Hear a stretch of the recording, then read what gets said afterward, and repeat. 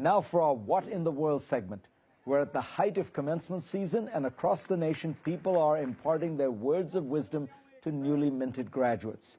To name just a few, Joe Biden was at Harvard and Cornell, Oprah spoke at Skidmore, and I was honored to give the commencement speech at Bucknell this year. But at Notre Dame, where Vice President Mike Pence was giving the commencement address, the ceremonies were interrupted when about 100 students turned their backs on Pence and walked out in protest. A few weeks earlier, U.S. Secretary of Education Betsy DeVos was booed while giving the commencement address at Bethune-Cookman University.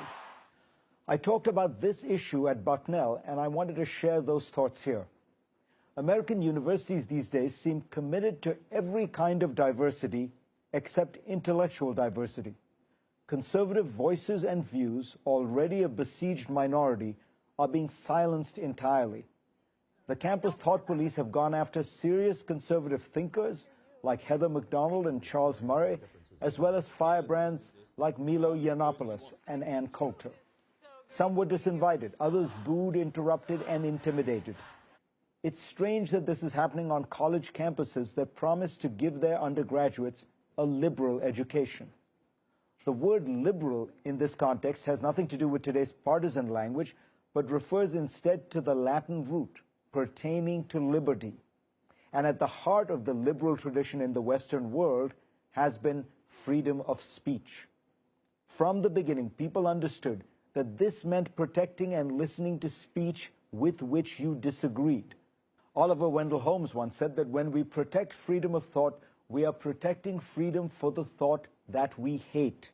Freedom of speech and thought is not just for warm, fuzzy ideas that we find comfortable. It's for ideas that we find offensive.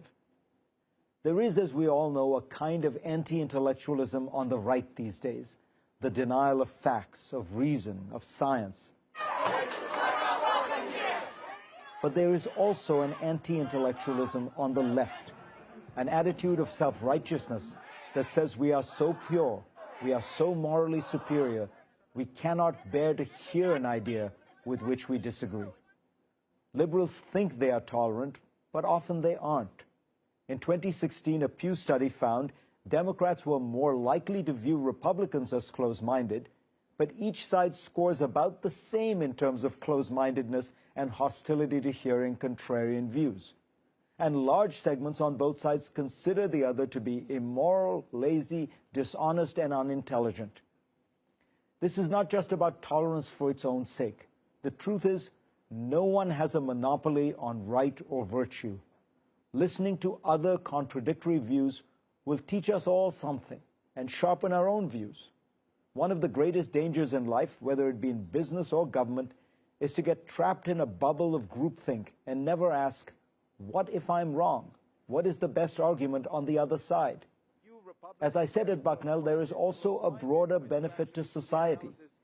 Technology, capitalism, and globalization are strong forces pulling us apart as a society. By talking to each other seriously and respectfully about agreements and disagreements, we can come together in a common conversation, recognizing that while we seem so far apart, we do actually have a common destiny.